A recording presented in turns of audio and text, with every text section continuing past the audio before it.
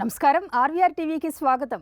ఆంధ్రుల కలల రాజధాని జాతి ఔన్నత్యాన్ని దశదిశలా చాటే అమరావతి ఫ్యూచర్ సిటీ నిర్మాణంపై ముఖ్యమంత్రి నారా చంద్రబాబు నాయుడు నిశితంగా దృష్టి సారించారు.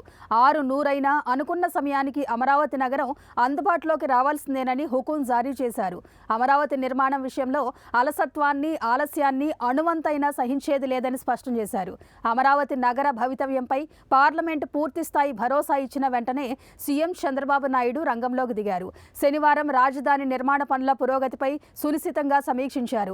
వివిధ దశల్లో ఉన్న నిర్మాణ పనులపై ఆరా తీశారు. ప్రస్తుతం రాజధానిలో 57,821 కోట్ల రూపాయల విలువైన పనులు వివిధ దశల్లో సాగుతున్నాయి. 20,000 మంది పైగా కార్మికులు నిపుణులు పనిచేస్తున్నారు.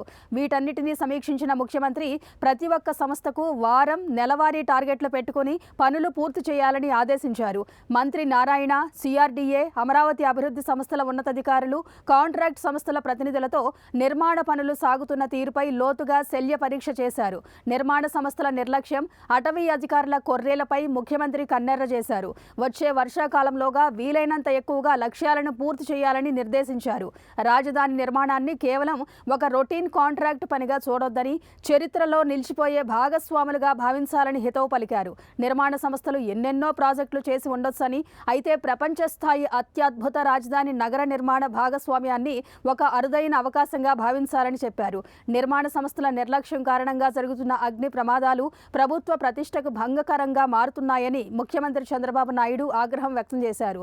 అటు నిర్మాణ సంస్థలు, ఇటు అన్ని శాఖల అధికారులు, ఆయా జిల్లాల కలెక్టర్లు అమరావతి రాజధాని నిర్మాణ పనులకు ఎలాంటి ఆటంకాలు లేకుండా చూడాలని చంద్రబాబు నాయుడు ఆదేశించారు.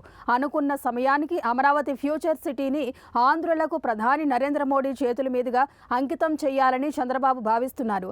తన అంచనాలకు ఏమాత్రం తగ్గకుండా అమరావతి నగరాన్ని అజరామరంగా నిలపాలని ఆయన అనుక్షణం కృషి చేస్తున్నారు.